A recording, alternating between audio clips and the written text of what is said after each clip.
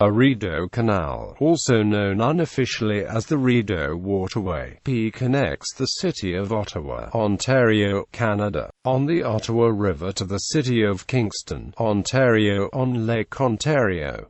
It is 202 kilometres in length. The name Rideau, French for curtain, is derived from the curtain-like appearance of the Rideau River's twin waterfalls where they join the Ottawa River. The canal system uses sections of two rivers, the Rideau and the Cataraqui, as well as several lakes. The Rideau Canal is operated by Parks Canada. The canal was opened in 1832 as a precaution in case of war with the United States. It remains in use today primarily for pleasure boating, with most of its original structures intact, operated by Parks Canada. The locks on the system open for navigation in mid-May and close in mid-October. It is the oldest continuously operated canal system in North America, and in 2007 it was registered as a UNESCO World Heritage Site. History. The construction of the Rideau Canal was a preventive military measure undertaken after a report that during the War of 1812 the United States had intended to invade the British colony of Upper Canada via the St. Lawrence River, which would have severed the lifeline between Montreal and Kingston. The British built a number of other canals as well as a number of forts to impede and deter any future American invasions of Canadian territory. The initial purpose of the Rideau Canal was military, as it was intended to provide a secure supply and communications route between Montreal and the British naval base in Kingston. Westward from Montreal, travel would proceed along the Ottawa River to B-Town, then southwest via the canal to Kingston and out into Lake Ontario. The objective was to bypass the stretch of the St. Lawrence bordering New York, a route which would have left British supply ships vulnerable to an attack or a blockade of the St. Lawrence. The canal also served a commercial purpose. The Rideau Canal was easier to navigate than the St. Lawrence River because of the series of rapids between Montreal and Kingston. As a result, the Rideau Canal became a busy commercial artery from Montreal to the Great Lakes. However, by 1849, the rapids of the St. Lawrence had been tamed by a series of locks, and commercial shippers were quick to switch to this more direct route. The construction of the canal was supervised by Lieutenant Colonel John By of the Royal Engineers. Private contractors such as future sugar refining entrepreneur John Redpath, Thomas Mackay, Robert Drummond, Thomas Phillips, Andrew White and others were responsible for much of the construction, and the majority of the actual work was done by thousands of Irish and French Canadian labourers. Colonel John By decided to create a slackwater canal system instead of constructing new channels. This was a better approach as it required fewer workers, was more cost-effective, and would have been easier to build. The canal work started in 1826, and it took 6 years to complete by 1832. The final cost of its construction was £822,000.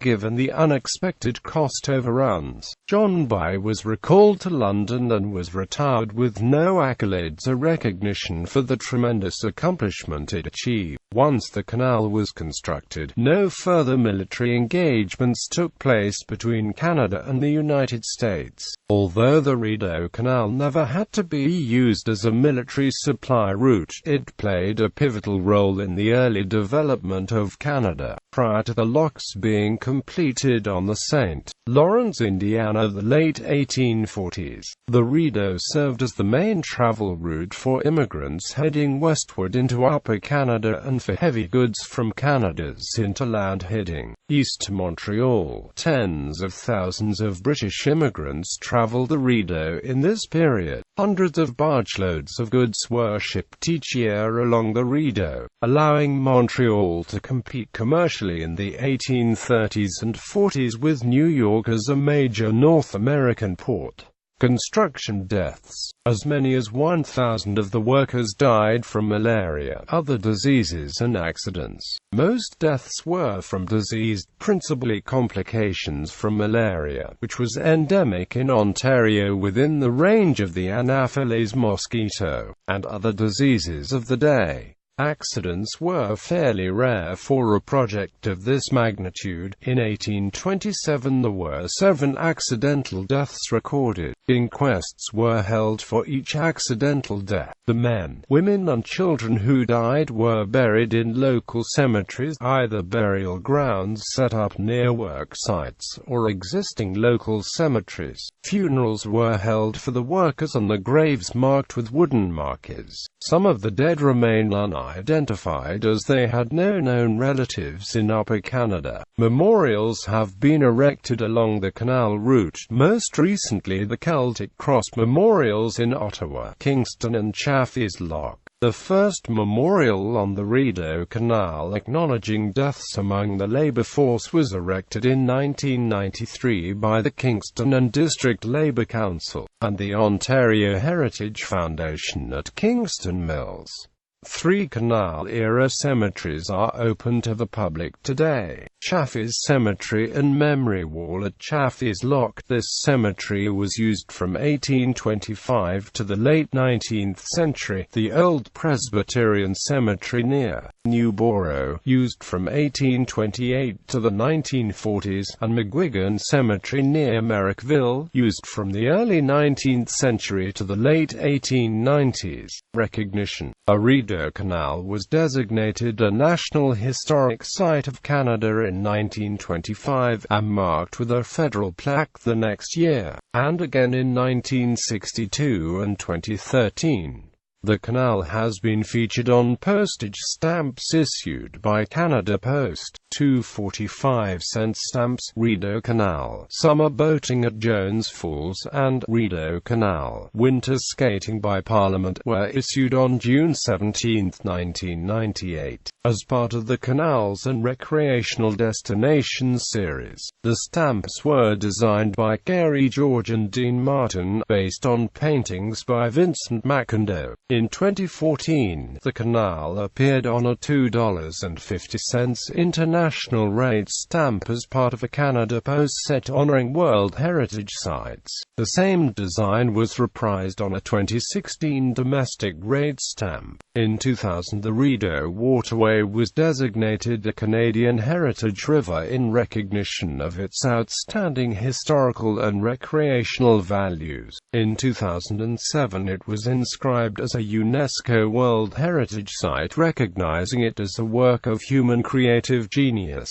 The Rideau Canal was recognized as the best preserved example of a slack water canal in North America, demonstrating the use of European slack water technology in North America on a large scale. It is the only canal dating from the Great North American Canal building era of the early 19th century that remains operational along its original line, with most of its original structures intact. It was also recognized as an extensive, well-preserved and significant example of a canal which was used for military purposes, linked to a significant stage in human history, that of the fight to control the north of the American continent. A plaque was erected by the Ontario Archaeological and Historic Sites Board at Jones Falls Lock Station commemorating Lieutenant Colonel John By, Royal Engineer, the superintending engineer in charge of the construction of the Rideau Canal. The plaque notes that the 123-mile-long Rideau Canal, built as a military route and incorporating 47 locks,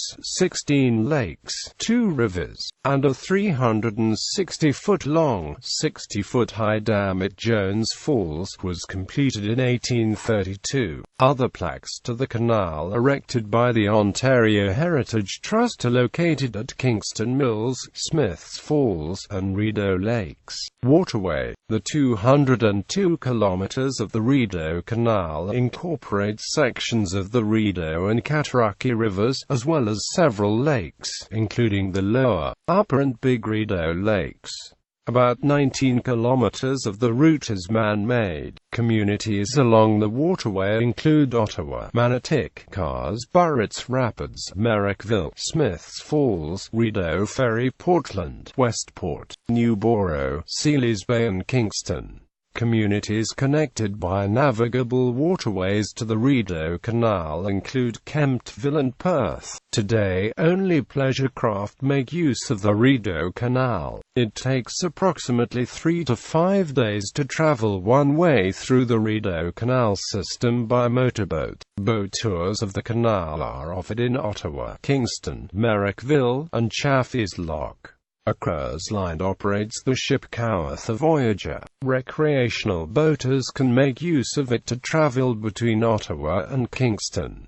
Most of the locks are still hand-operated. A total of 45 locks at 23 stations are located along the canal, plus 2 locks at the entrance to the Tay Canal. Furthermore, there are 4 blockhouses and some of the original 16 defensible lockmasters' residences along the waterway. The waterway is home to many species of birds, reptiles, amphibians, mammals and fish. In 1973-74 a new Smiths Falls combined lock 29-et was built a few dozen meters to the north of the original flight of 3 locks. The original locks were bypassed but left in place. In normal operations the canal can handle boats up to 27.4 meters in length, 7.9 meters in width, and 6.7 meters in height with a draft of up to 1.5 meters. Are asked to contact the Rideau Canal Office of Parks Canada prior to the trip. In special circumstances a boat up to 33.5 meters in length by 9.1 meters in width can be handled. Locks. The Rideau Canal uses a lock system that is still fully functioning. The gates that let boats travel in and out of the locks last approximately 12 to 15 years.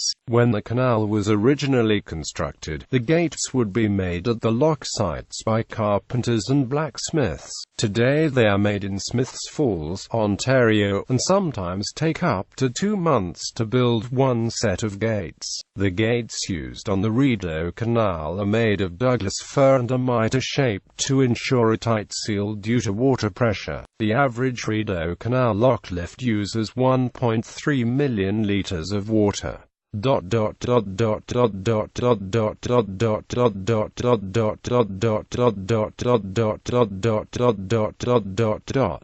Blockhouses.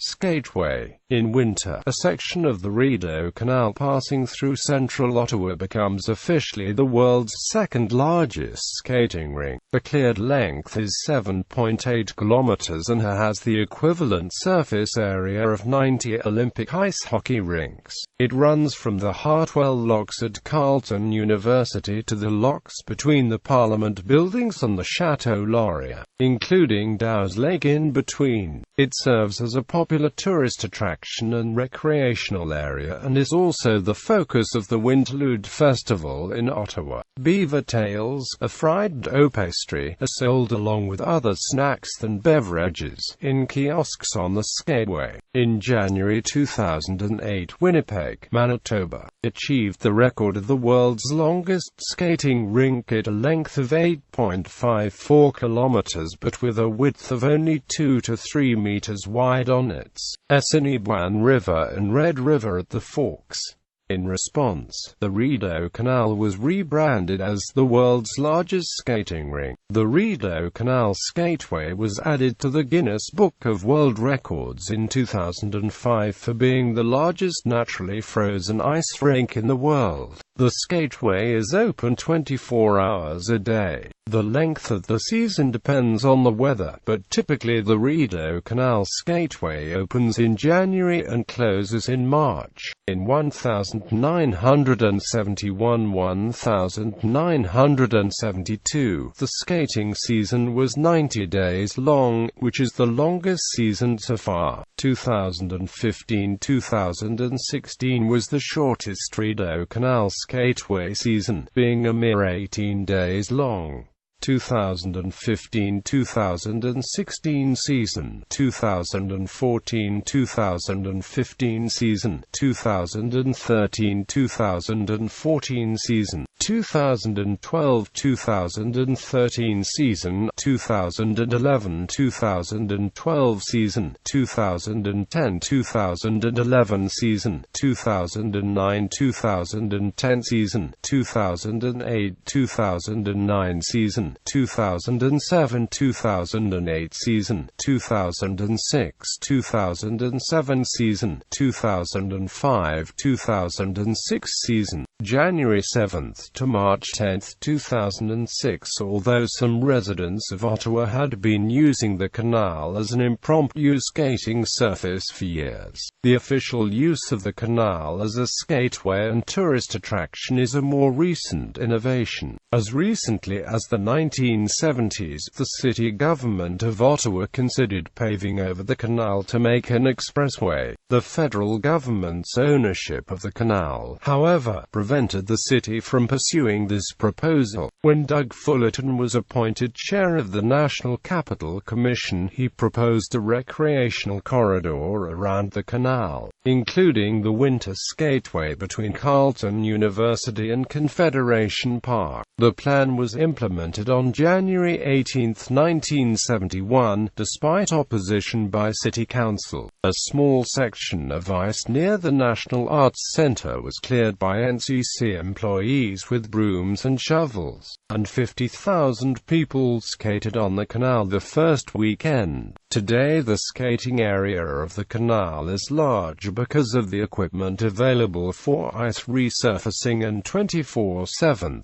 maintenance crews. The skateway now has an average of 1 million visits per year. City councillor and author Clive Doucet credits this transformation of the canal with reinvigorating the communities of the Glebe, Old Ottawa East and Old Ottawa South, making and maintaining the Rideau Canal Skateway. The preparation for the skateway starts as early as mid-October. At the end of the boating season, the water is drained at the Ottawa Locks near Parliament by Parks Canada. Facilities on the ice such as shelters, chalets, and access ramps for vehicles are then installed. Next, beams are placed at the locks, and the water is raised to skating level. Quote, "After this step, the essentials are added such as stairs to access the ice, and hookups for both plumbing and electricity. When the water cools naturally in the winter, the water level begins to lower. When the water begins to turn to ice, the ice crystals rise to the surface as the density is lower than that of water. This forms an ice cap that then becomes the Rideau Canal Skateway. When the canal has built up a sufficient ice thickness, snow is removed from the ice surface and it is flooded in order to make the ice even more thick and smooth. Samples of ice are tested for quality and thickness. When it is safe to skate on, the Rideau Canal Skateway is opened for the season. The Rideau Canal Skateway is maintained by the NCC.